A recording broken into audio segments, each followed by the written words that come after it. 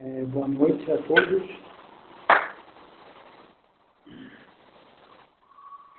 Então, aí na tela vocês estão vendo a situação de vocês na primeira unidade. Tá? Então, aqui a gente tem uma coluna que tem 13 alunos na primeira unidade irregulares, né? Ou teve algum problema no envio ou não enviou, né? Ou não respondeu a atividade. Então, essa foi a curva, acho que eu mostrei isso na última aula, em que a gente fez alguns comentários um pouco... Eu vou falar de tudo, tá? Então, não se preocupem por hora nessas questões pontuais. Tá? Então, essa é a curva, tá? É satisfatória, né? Eliminando essa aqui onde eu estou passando o cursor, né? Eu nem conto muito com essa coluna, porque isso aqui pode ser sanado ainda na reposição. Essa aqui foi o que aconteceu nessa unidade, né? Então,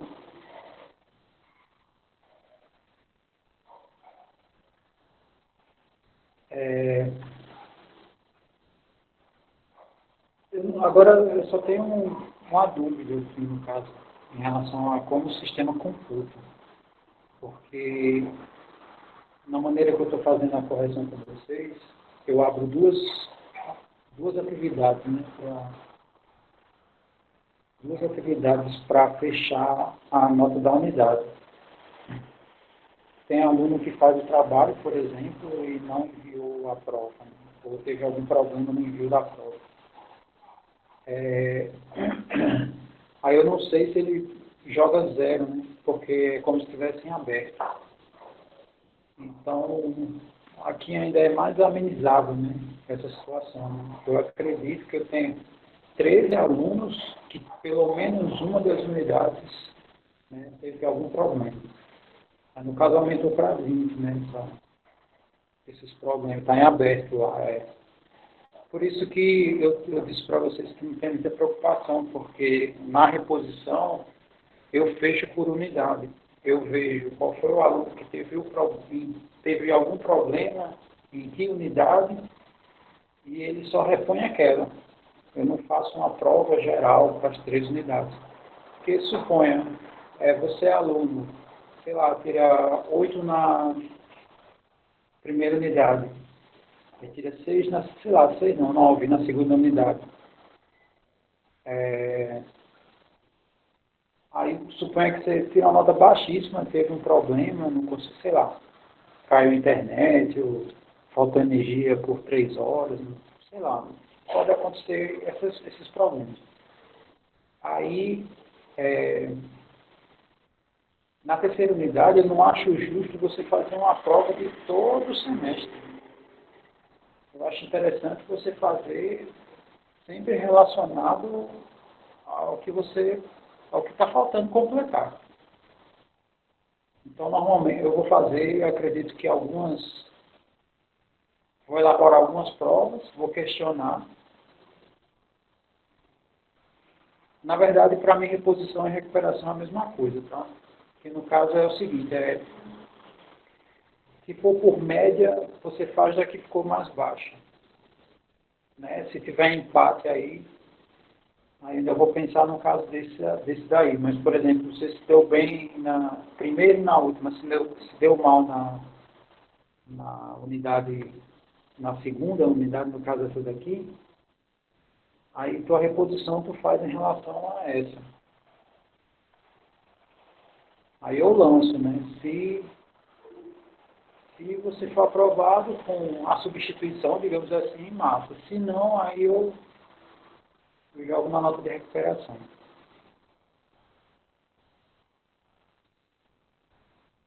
Ah, pronto, Teve 2 alunos, eu acho que você foi um deles. Quando eu abri, o arquivo estava zipado, né?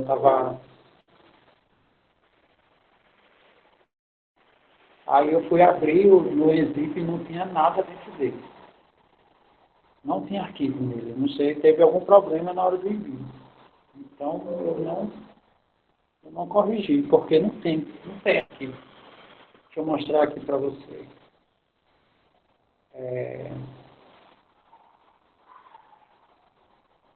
Vou mostrar aqui o teu caso.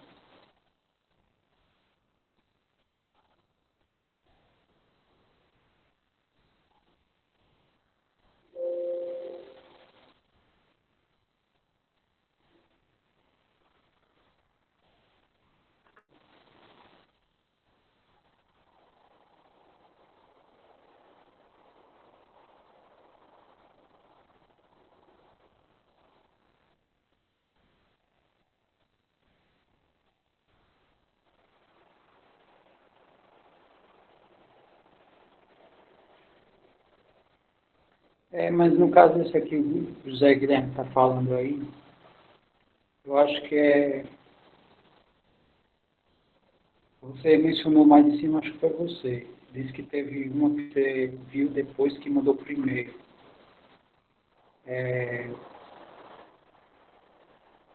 Esse fica em aberto, ele não exibe, né? Ele só quando fecha a unidade. Aí, se tem o acerto, é porque é de um dos trabalhos. Deixa eu ver aqui o do Ardo, que é esse aqui. Ó, aí, está zipado, né? Aqui o meu não é zip, né? O RAR. Aí, beleza, para abrir, né? Abrir com gerenciador e tal, compactação, ok. Aí, quando eu faço isso, não tem arquivo. Então, eu vou olhar esse município aí que Laura colocou, tá? Só não agora, né? Então, mas aí eu vou olhar depois, né? Terminando essa aula eu faço isso. Eu abro esses que. Teve só 2 alunos que eu tive esse problema, tá? Ainda coloquei assim, para extrair, né? Eu botei qualquer canto aqui, extrair. Aí ele exibe. Ele não permite porque não tem nada. Por isso que ficou em aberto. E no caso teve. Deixa eu ver aqui.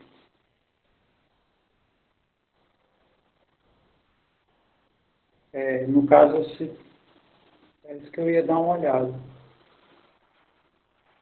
Porque só está uma das brendas, né? É como se ele não tivesse recebido. Mas, ó, é o que eu estou falando, não tem problema, não tem muito bicho nesses casos. É, eu sei que vocês têm essa comunicação de vocês pelo. Agora eu esqueci o nome, vocês vivem falando. Inclusive eu tentei entrar e não consegui. Eu pensei até que era do Twitter, mas não. É Telegram, isso. Então, assim, eu tenho que colocar todo mundo nas mesmas condições. Eu não conheço a situação de todo mundo, infelizmente não posso favorecer alguns e outros não. Então, quando for nas reposições, eu vou abrir dias, eu não vou abrir horas. Né? Eu faço isso na prova, para que todos tenham as mesmas condições e o mesmo tempo de fazer. Eu não abro dias aqui para vocês, né? Porque eu sei como é que a coisa funciona. Sempre tem aquele que é mais habilidoso, né? E ele acaba passando o gabarito dele, enfim. Eu sei que ter esse controle é mais difícil. Então, para diminuir, a gente reduz as horas, né? Faz, sei lá, esses artifícios que a gente utiliza, é porque a gente não tem um certo controle, né? Isso aí é natural, né? É, e na semana de reposição não, eu vou abrir por dias, né? Aí quem tem algum problema, né? Aí a gente vai sanar, né? Você envia dentro do período de dias. Aí eu acho que não vai ter problema nenhum. Mas essas coisas que estão ocorrendo, é, pois é, mas aqui o tempo de prova era para ser 2 horas. Eu botei 2 questões para ser resolvida 1 hora cada uma. É, aí eu coloquei mais meia hora, que é justamente o tempo que você tem que se organizar para,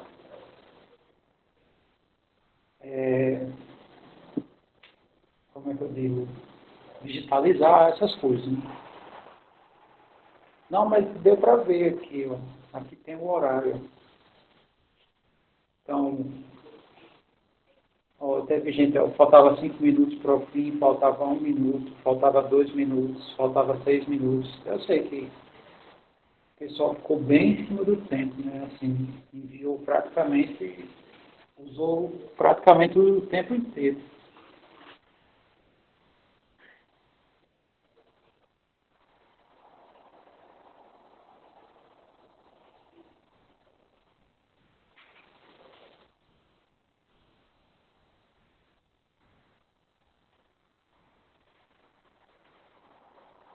Mas, enfim.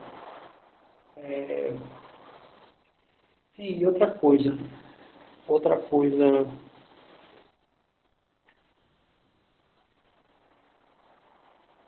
não, mas não tem problema essa questão de juntar PDF.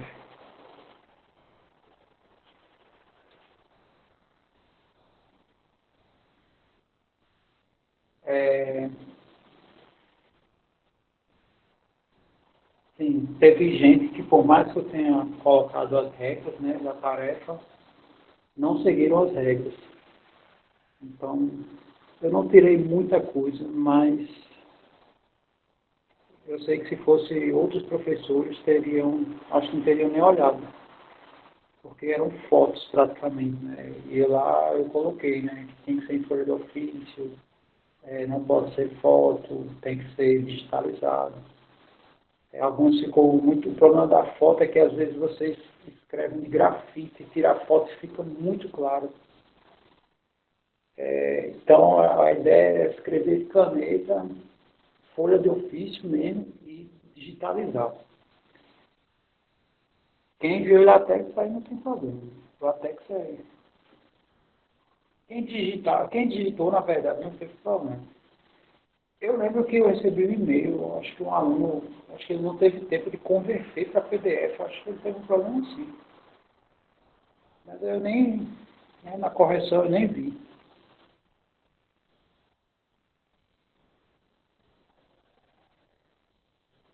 Não, eu não, é como eu falei, eu não vejo a coisa como recuperação, e sim reposição, né? Eu vou ver quem teve problema em qual unidade e a gente resolve o problema de cada um no seu quadrado, né?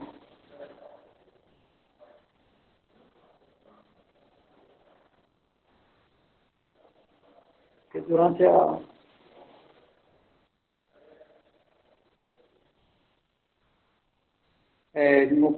no caso eu vou abrir esse, eu vou tentar abrir pelo que Lauro sugeriu aqui. Ele deu um site aqui para eu abrir. Se eu conseguir, eu corrijo, sem problema nenhum.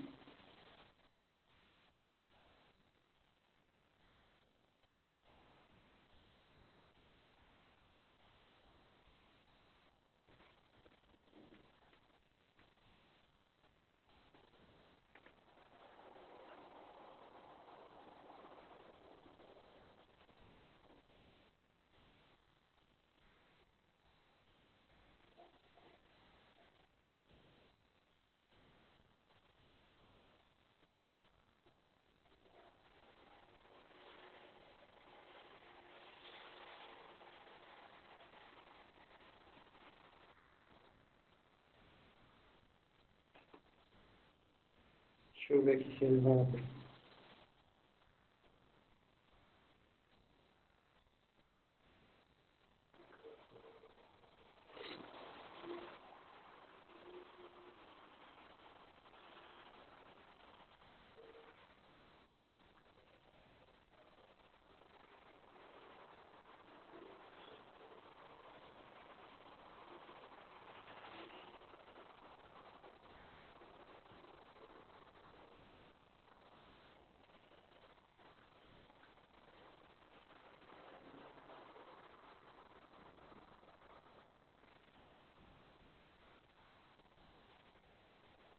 Aqui é só arrastar, hein?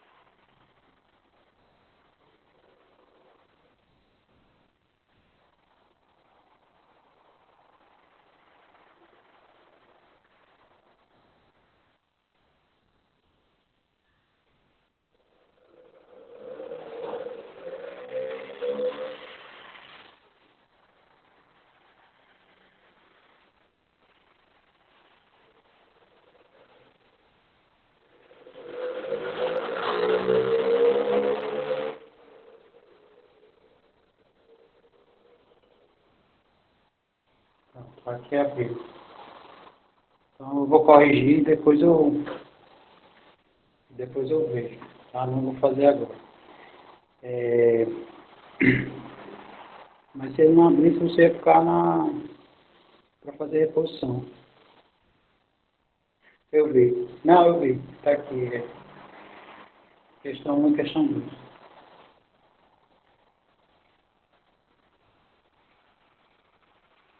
Sim, aí, para vocês que têm ou tiveram esses problemas é, de montar o PDF, eu vou abrir aqui o PDF, vocês vão visualizar, tá, do gabarito, que eu vou comentar com vocês as questões. Aí eu aproveitei e deixei o gabarito, não digitalizei, né? Eu fiz para digitalizar junto com vocês, para vocês visualizarem, né, para quem tem dúvida, sei lá, só para vocês visualizarem melhor como é que eu faço, né? Vocês vão ver, aí eu vou fazer e vocês vão visualizar, tá? Então eu vou aqui, é, vou apresentar a tela.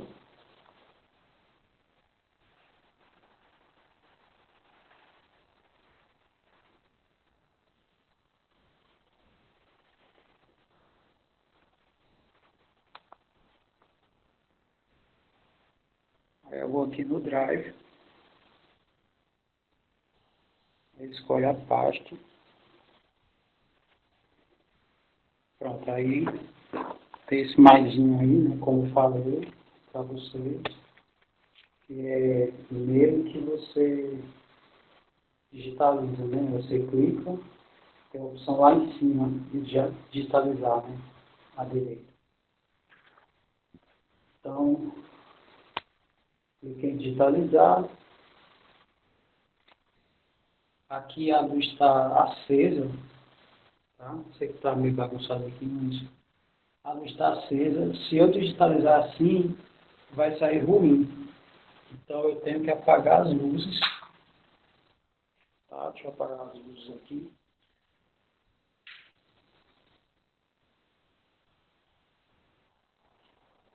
Deixa eu fechar aqui o computador. Pronto, agora sim a digitalização vai ter qualidade, tá? Você clica.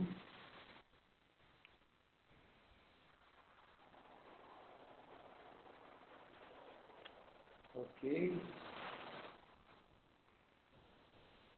Aí ele exibe aí na tela.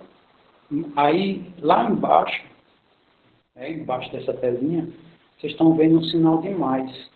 Esse sinal de mais, ele está perguntando se você quer pôr mais folhas. Aí você aperta nele. Aí ele já se preparou para você digitalizar a segunda folha.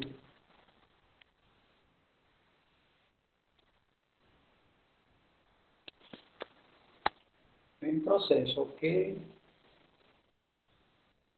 Ainda tem mais folhas, tá? Então eu vou clicar aqui no mais.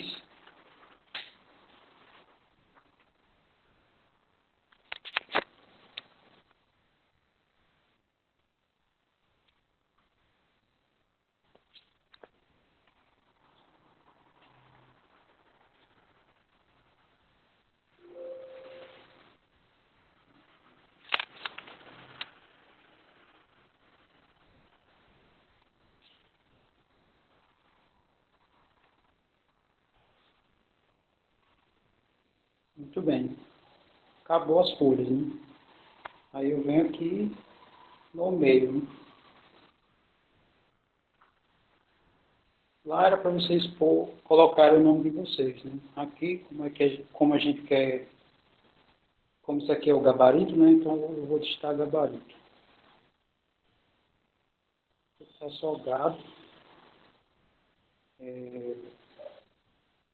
Oferecer integral, unidade 2. Ok. Aí salvar. Pronto, aí ele está fazendo o upload.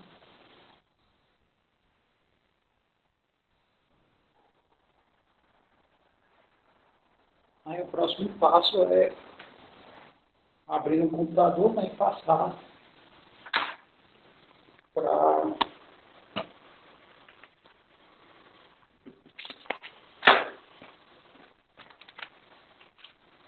o cigarro, no caso, né? Então, essa seria a maneira, tá?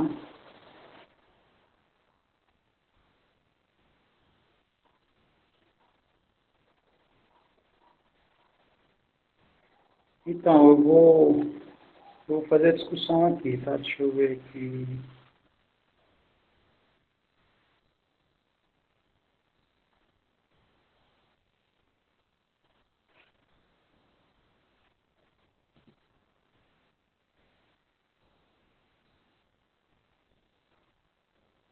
Deixa eu abrir aqui. Eu vou dizer para vocês por que eu coloquei essas duas questões, né?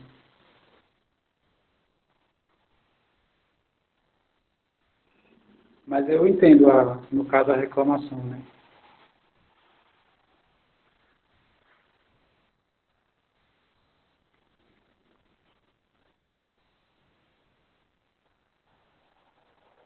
No caso,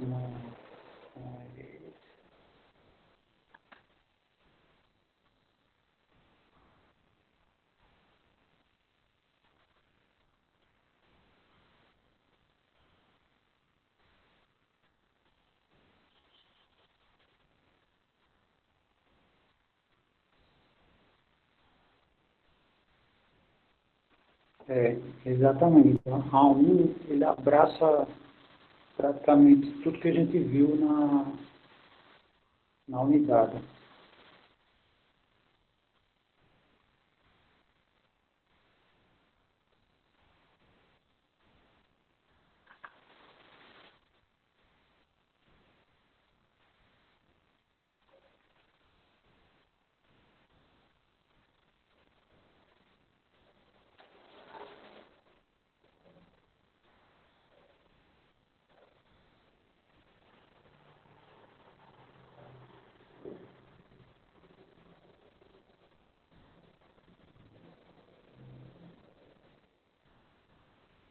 Não, mas a terceira unidade, ela é mais tranquila do que a segunda. Essa segunda unidade, ela tem uma aplicabilidade muito grande. Então, é,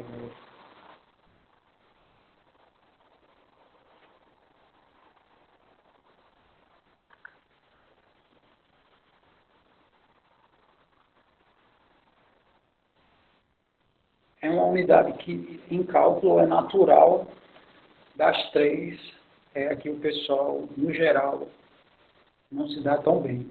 É essa parte da derivada. Mas não é pelo grau de dificuldade, e sim pela quantidade de informações que ele tem. A terceira unidade é a parte de integrais, né? As integrais, eles são também, para você gerar uma integral, é também um limite, né? Um limite que gera integrais, sendo que ela é menos, assim, tem menos, é, essencialmente, né? Das três, a mais difícil é integrais, porque as funções, né, que são deriváveis, você consegue derivar. Mas tem funções que são integráveis que não dá para integrar, assim, você não consegue a expressão da integral.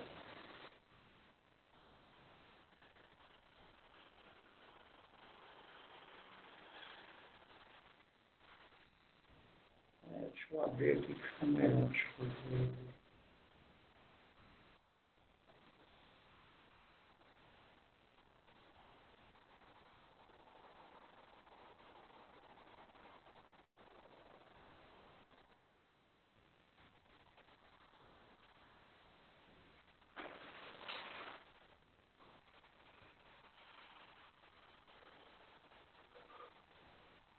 Ok.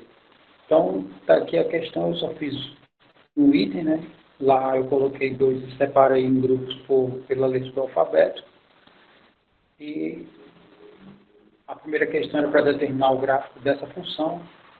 Aí eu comecei a escrever um texto, né? Que é justamente mais ou menos como eu tinha solicitado, né? Para vocês escreverem, né? Eu não tenho como estar na cabeça de vocês.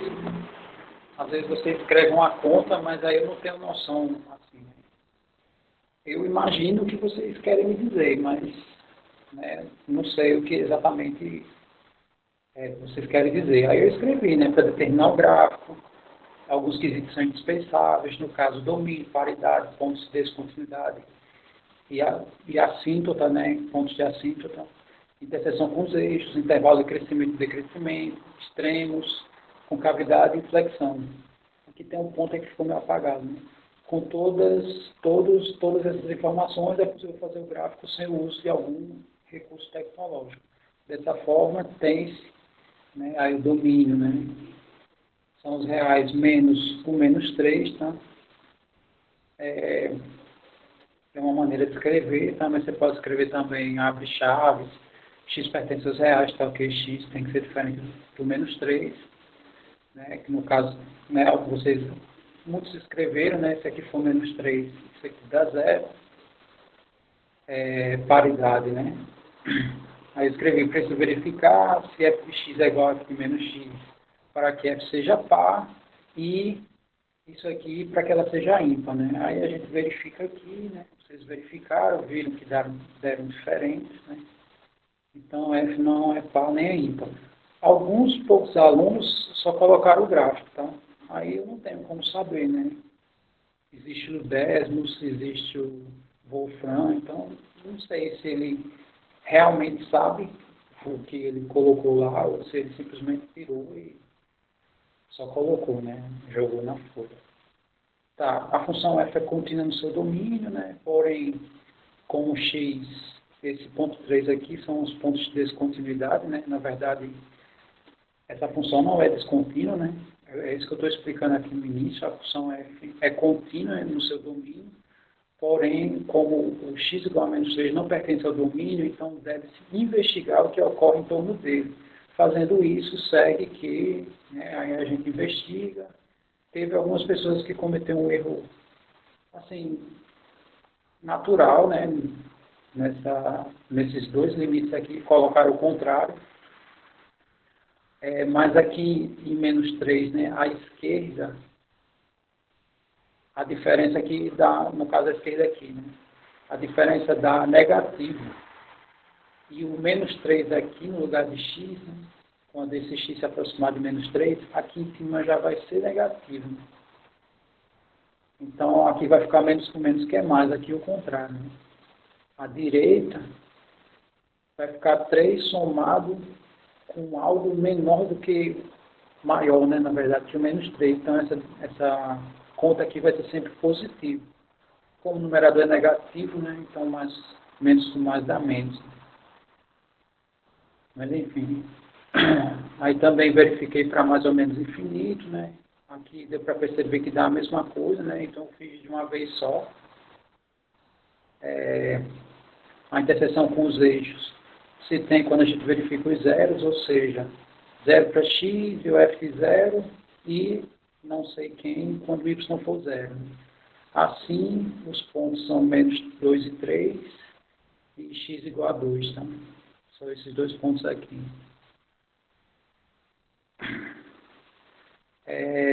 5, né, para determinar os intervalos de crescimento e decrescimento, é necessário verificar os intervalos em que a derivada dá positiva e o intervalo que a derivada dá negativa.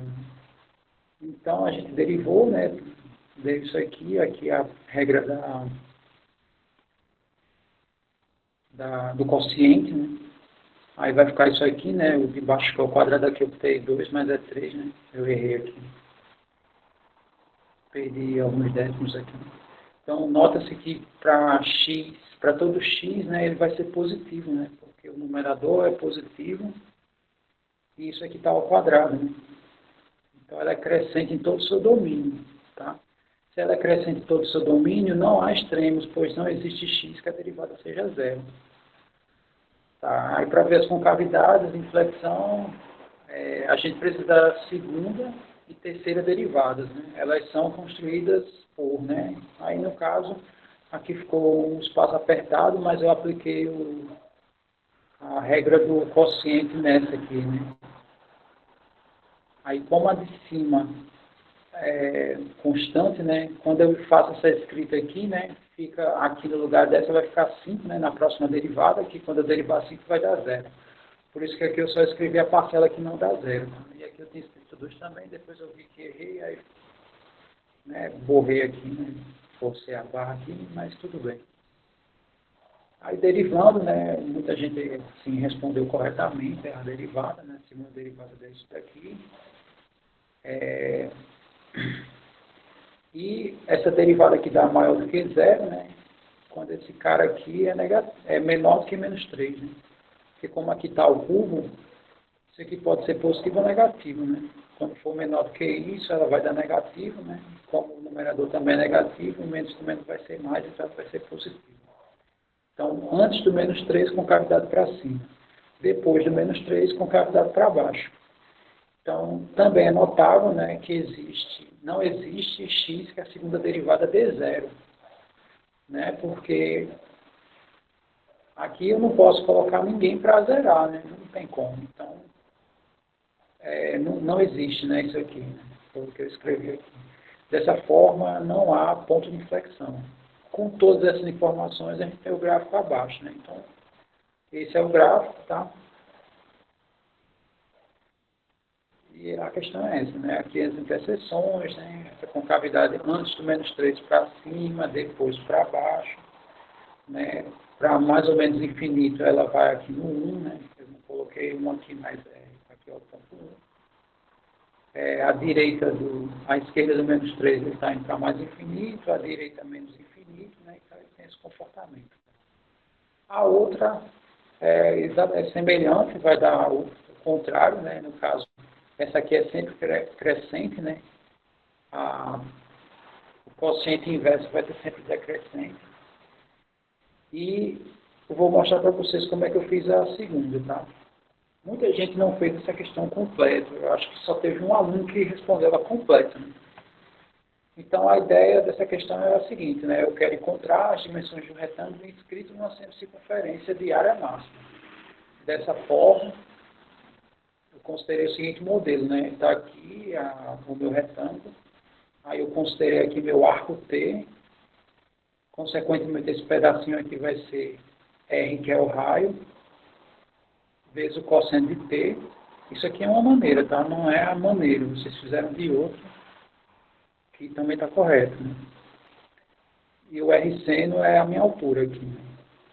Aí, de acordo com o desenho ao lado, né, tem-se que a área em função do arco T, né, é dado por essa expressão aqui.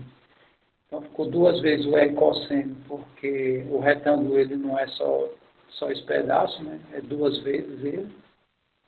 Então, esse 2 estou dobrando esse pedaço, vezes a altura que é o R seno de T. Por que eu usei as funções seno e cosseno? Porque quando eu derivo, uma dá a outra. Quando eu derivo cosseno dá seno e dá menos seno, desculpa. Quando eu derivo seno dá cosseno. Vocês usaram o teorema de Pitágoras, está corretíssimo o que vocês fizeram. Mas aí é só questão de otimização. Quando você deriva, porque vai ficar uma raiz quadrada, né? Então, a tendência é que sempre a raiz permaneça, né? Então, a expressão tende a se ampliar. eu usei seno e cosseno, né, nesse sentido, né, de não ter derivadas tão grandes. Aí, para encontrar os pontos em que maximizam a área,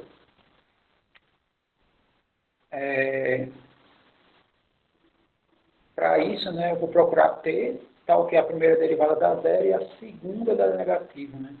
Então, essa segunda informação aqui, poucos escreveram. Então, vocês encontraram os pontos, mas não me informaram se era máximo ou mínimo. Derivar igual a zero não significa que o ponto é de mínimo, não significa que o ponto é de máximo, ele pode ser de mínimo também. Então, eu derivei aqui a primeira vez, né? Então, isso aqui é constante. E a derivada do cosseno vezes seno, né? Que é isso aqui, ó. A derivada do cosseno vezes seno é a regra do produto, né? Então, deriva a primeira, repete a segunda, repete a primeira, deriva a segunda. Tá? Então, derivando o cosseno dá menos seno, né? Aí o produto aqui dá seno ao quadrado. E derivando o seno dá cosseno, né? Vezes cosseno dá cosseno ao quadrado. Para que isso seja zero, né? Essa parte aqui que tem que ser zero, né? Porque isso aqui é constante, não pode zerar, né? Não posso ter raio zero. Então, isso significa, né, que isso aqui sendo zero, seno ao quadrado de t vai ser igual a cosseno ao quadrado de t. Mas olha aqui, né, aqui na minha construção, né, eu peguei um arco aqui que pertence ao primeiro quadrante. Toda vez que eu abrir o arco, aí se forma aqui o retângulo. Se eu abrir o arco mais em cima, aí se forma aqui o retângulo também. Então, quem está ditando o formato do meu retângulo é o meu arco T. Tá? Então, significa que isso aqui só é igual quando T é igual a π sobre 4, que é 45 graus. Né? Verificando se isso aqui maximiza, eu derivo a segunda vez, derivar seno e cosseno é mais simples. Né? Então, derivando isso aqui é uma composta. Esse 2 aqui ele desce. Né? No caso, é alguma coisa elevada ao quadrado, né, que eu derivei aqui, vezes a derivada da interna, que é cosseno. E essa daqui, o 2 também desce, né? Aí aqui eu tratei como se o cosseno de t fosse variável de um polinômio, vezes a derivada da interna, que é menos seno de t. Então aqui apareceu o menos, aqui também, né? Coloquei o menos em evidência, né? O 2 também, ó, o 2 apareceu aqui nos dois. Então aqui já está negativo, né? Aplicando o π sobre 4, que é raiz de 2 sobre 2, que é 45 graus, desculpe, em ambos vai dar a mesma coisa, e aqui não precisa nem fazer a conta, não dá para ver que é negativo. Logo, o π sobre 4 maximiza a minha expressão. Portanto, aí é só escrever, né? Minha altura é o R vezes esse seno, e meu B é 2 vezes o R cosseno, né? Ou seja, dá isso aqui. Mas aí eu mostrei que, de fato, ele maximiza, tá? Então, tirei alguma coisa assim, né? Só quem faltou esse detalhe, teve alguém que escreveu, né? Não mostrou, mas escreveu. Aí já também já recebe uma pontuação por isso. Né? Então, assim, são duas questões que, para a aplicabilidade de vocês, né, durante o curso, vai ser essencial. Eu sei que, para alguns, né, se sentiu que o tempo não foi suficiente. Né? Mas, assim, eu tenho que estabelecer que as condições sejam iguais para todos. Então, nessa terceira unidade vai ser mais leve, tá? Não vai ter essas questões. Como eu sei que vocês também têm acesso à internet, então, sei lá, na minha cabeça eu imaginei que isso é uma coisa que é muito comum que se faça, né? Pegar isso aqui e jogar sei lá, num site ou numa calculadora, sei lá. E depois é só explicar, né? Pelo menos é isso que eu imagino. Então era isso, né? Desculpa aí se eu não fui tão justo, né? Para alguns, né? Se alguns se sentirem injustiçados pelo tempo. Mas, apesar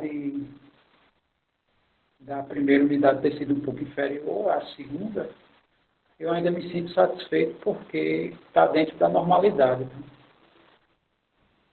A normalidade do cálculo é essa mesmo.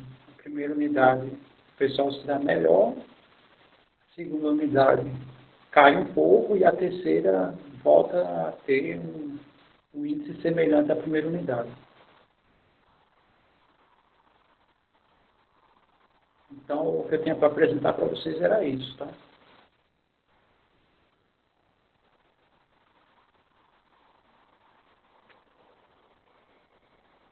Na verdade, o próprio assunto, né, eu não posso, porque o assunto, se a gente olhar a essência do assunto, ele não ajuda. Então, eu só vou colocar os casos que a gente sempre consegue. Significa que vai ficar bem simples. É a mesma coisa de análise combinatória e probabilidade. Porque a gente estuda aqueles modelos, né, que, isso é uma combinação, isso é tal. Mas às vezes você põe uma vírgula no texto e não segue nenhum dos padrões, né? Então, aí quebra as pernas de todo mundo. São questões extremamente complicadas, essas questões de probabilidade. Integral é do mesmo jeito. Então a gente vai ver só alguns padrões. Derivada não, assim. Essencialmente, derivada você sempre consegue, né? Repito, né? Quando a função é derivada, por mais que lhe dê trabalho, mas você sempre consegue fazer. Então,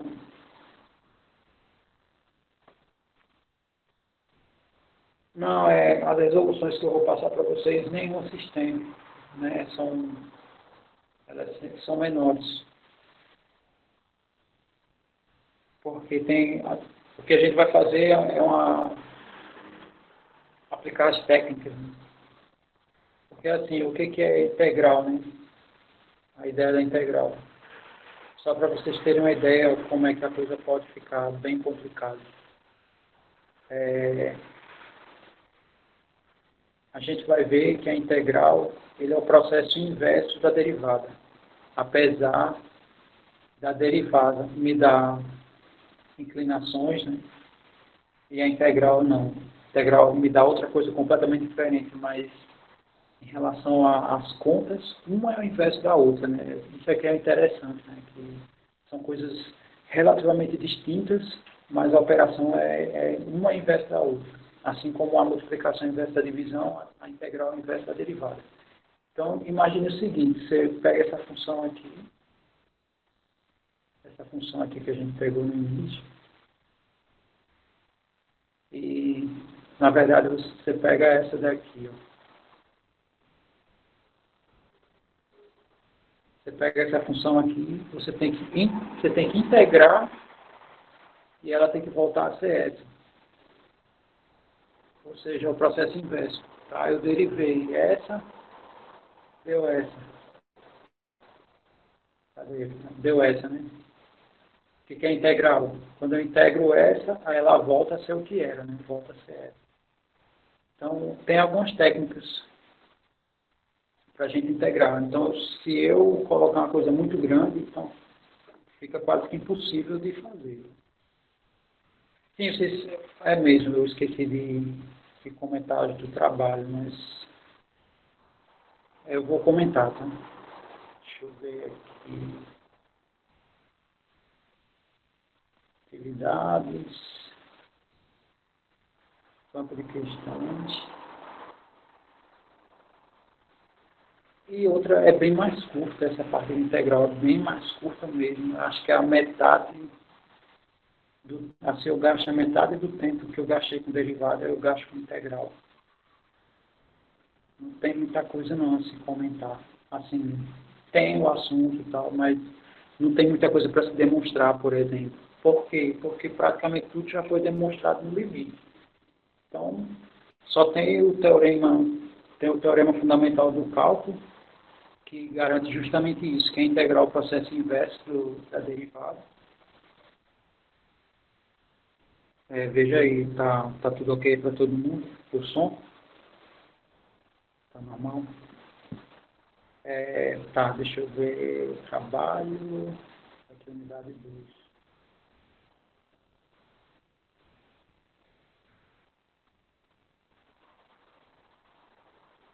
Então tá. Ó, aqui é engraçado, né, o cigarro, porque eu corrigi isso aqui. Eu corrigi esses parênteses aqui, ele ainda continua sempre.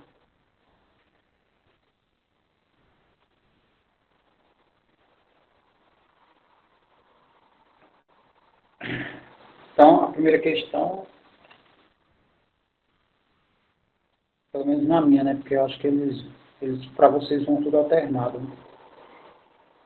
Então, a primeira questão diz assim: eu tenho a distância do ponto x e f de x para x e zero. Tá? É uma função que determina a distância entre esses dois pontos que eu acabei de falar. Dessa forma, considerando que no ponto x0 sua derivada é zero, significa que a distância definida acima do ponto x0 será máxima, mínima, máxima ou mínima obrigatoriamente, pode ser máxima ou mínima. Né? Então, de fato, é essa, né? É a alternativa dele. Porque se derivar igual a zero, significa que pode ser máximo ou mínimo. Não necessariamente é máximo, não necessariamente é mínimo. Ok.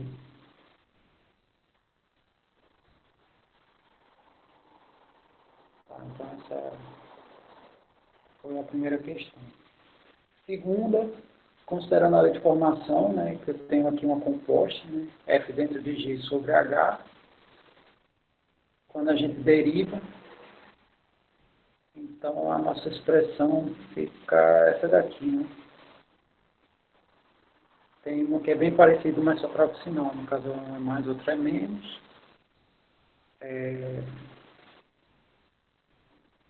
Tá, e derivando essa função aqui, né? Derivando essa função do numerador, né? Que aplica a regra da cadeia. Aí repete a segunda, né? Menos ela vezes a derivada da de baixo, né? Sobre h ao quadrado. Aí as outras eu fiz pequenas variações.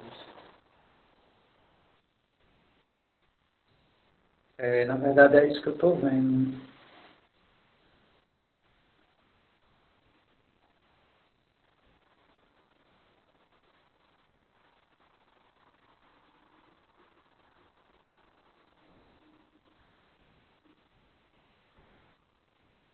Eu acho que eu quis colocar máximo e mínimo. E coloquei o.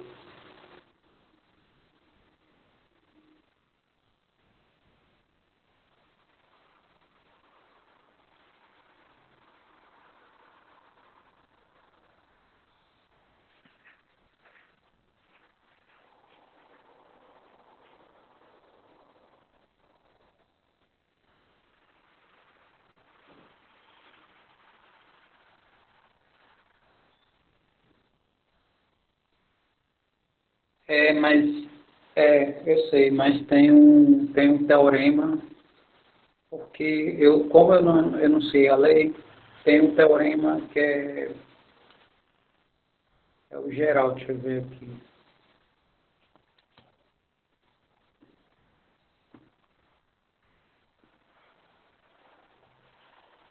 Esse aqui. Esse aqui. Critério geral.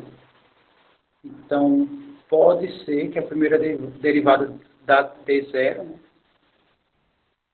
junto com várias outras derivadas. E uma lá na frente não dê.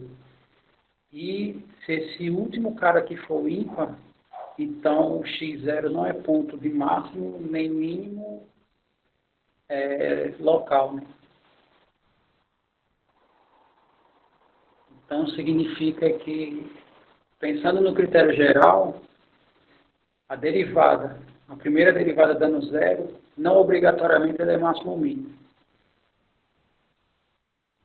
Não é obrigado a ser ele ser máximo ou mínimo, porque entrando nessa terceira condição aqui, então ó, x0 não é ponto de máximo nem de mínimo local. Tá? Por isso que não pode ser, por isso que essa alternativa C, ela não vale para todos os casos. Eu acho que foi isso que eu pensei na hora de colocar essa alternativa.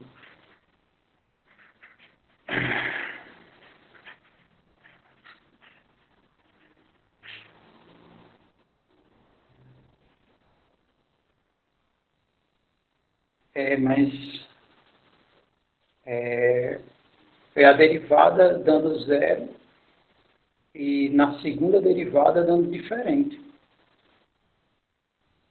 Porque Se for dando zero em todas as derivadas, significa que a primeira não necessariamente é mais máximo mínimo, né? Não é mais extremante.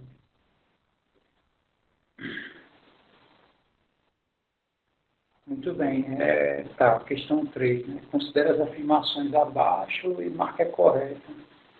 Tá, eu estou dizendo que a segunda derivada não é zero e a terceira é igual a zero. Então, eu posso dizer que esse ponto é máximo? Não, porque eu não sei quem é a primeira.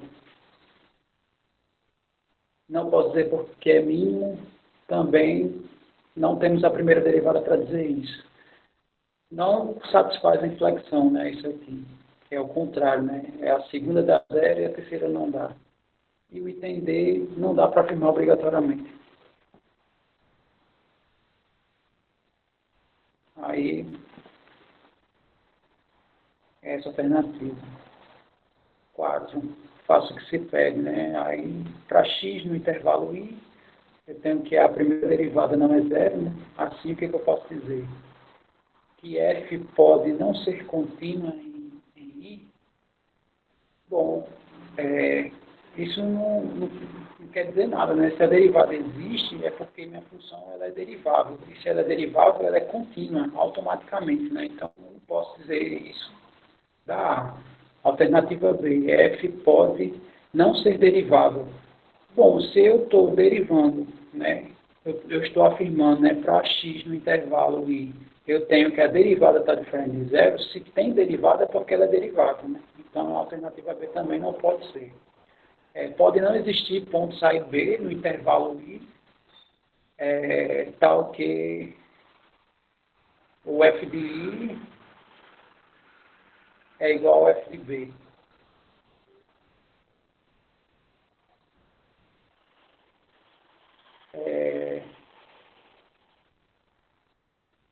Ele está dizendo que pode não existir, né? Não necessariamente.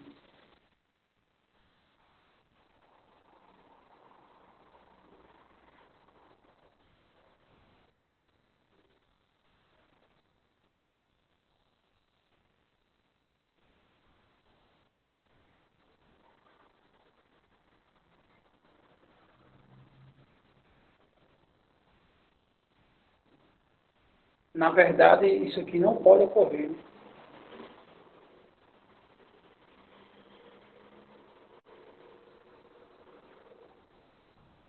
Porque se isso aqui acontece, é porque tem um ponto que a derivada dá zero.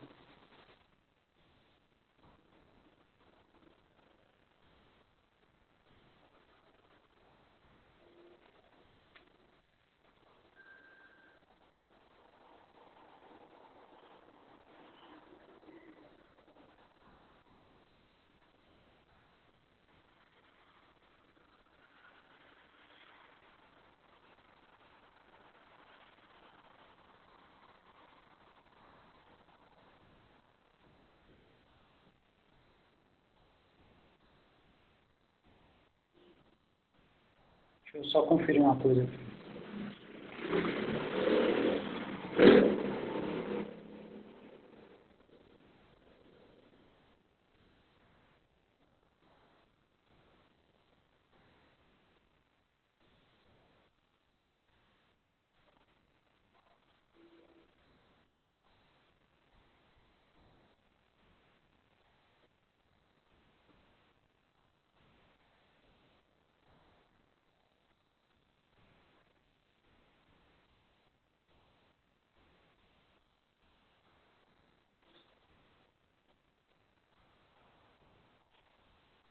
No caso, a questão, eu me baseei aqui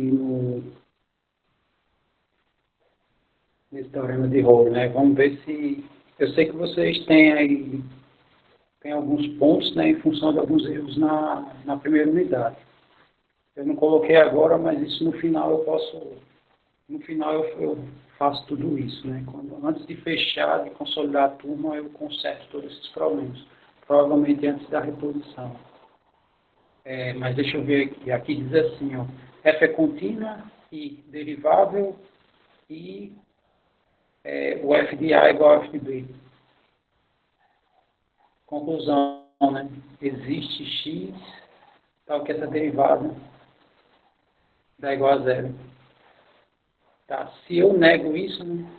Se a derivada dá diferente, é porque uma dessas três condições fura.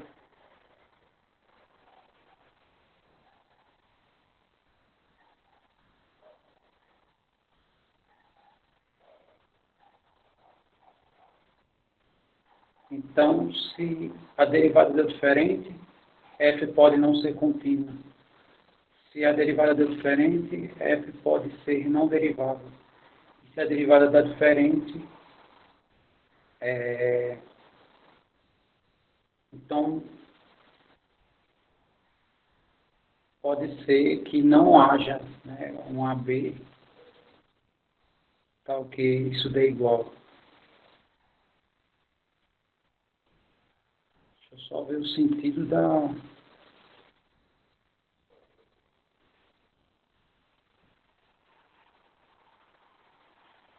Ah, mas é o que eu não posso dizer.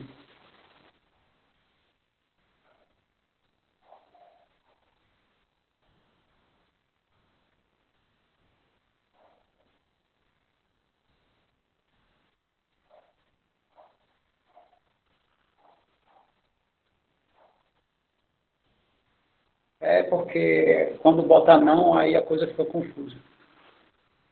Uma coisa é eu perguntar, você sabe o que você sabe? Agora, se eu nego, começar a botar não, aí fica, você não sabe o que você não sabe, e é praticamente a mesma pergunta, mas é tudo confuso.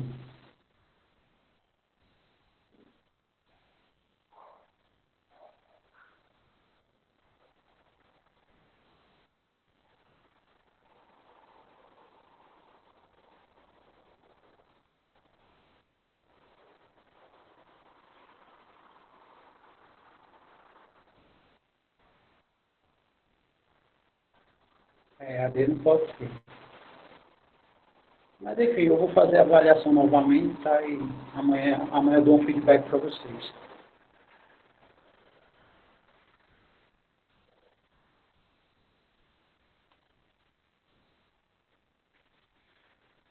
Muito bem. 5. Tá, amanhã eu dou um feedback melhor, tá? Observe a expressão, tá? É a função derivada, então eu posso afirmar que, bom, se a minha derivada é definida assim, né? Então, se eu digo se, né, eu estou supondo isso aqui, né? Então, a derivada não é contínua? Não, está errado, né? Se a derivada é definida por isso, é porque o limite existe e ela, né, ela é contínua. F é contínua e a derivada pode não ser. Também não, isso é um absurdo. Se a derivada é contínua, então não, se a derivada é contínua, então a derivada é derivável. Na verdade, é o contrário, né? Se a minha função é derivável, então ela é contínua e não o contrário. Então, o item A é o correto. O que foi que eu fiz no item A? Eu só fiz aplicar o limite e isolei. Tá? Então, aplicando o limite aqui, ficou o limite dessa primeira parte que tem H, né? Aqui meu limite é H indo para zero. Essa segunda parte aqui não tem H, então, no caso, dá para isolar aqui ele. E ficou o limite dessa parte aqui, né? Que está dividindo essa diferença, e eu multipliquei pela derivada aqui. Então, tem essa definição de derivada, bem parecido com essa, em alguns livros, num nível maior, tá? Eu sei que ele coloca aqui um resto, né? Que eu não coloquei resto. Mas essa expressão é praticamente a mesma. Né? Isso é a nossa alternativa. E a questão 6, né? Pergunto quais das funções abaixo são nulas na enésima derivada. São não nulas, na verdade, né? Então, x à quarta, ela se anula, né? Quando a gente deriva polinômios, cada derivada, o seu grau diminui. Então, aqui zera, aqui também é um polinômio, vai zerar. Nesse polinômio aqui, fora do zero, né? Que não é derivável em qualquer outro ponto. Se você for derivar num x positivo, a derivada dá 1. Se eu derivar outra vez, vai zerar. Então, a derivada aqui não eu vou derivar várias vezes e ela não vai se anular, é a primeira, tá? O ln de x.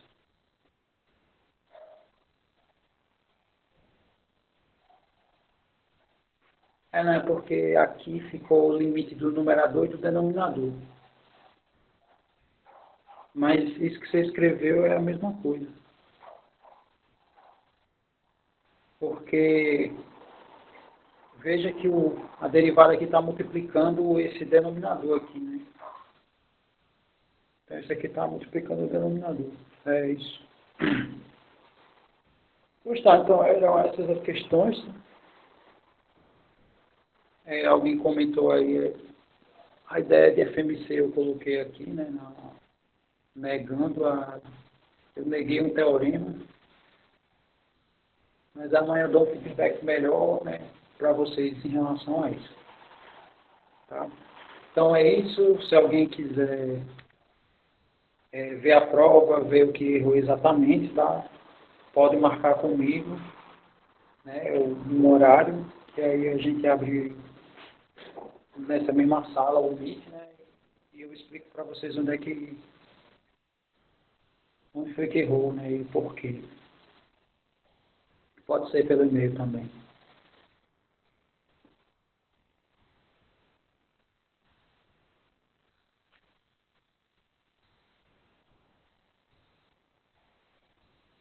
Bom, eu não vejo muito problema nisso, mas eu só acho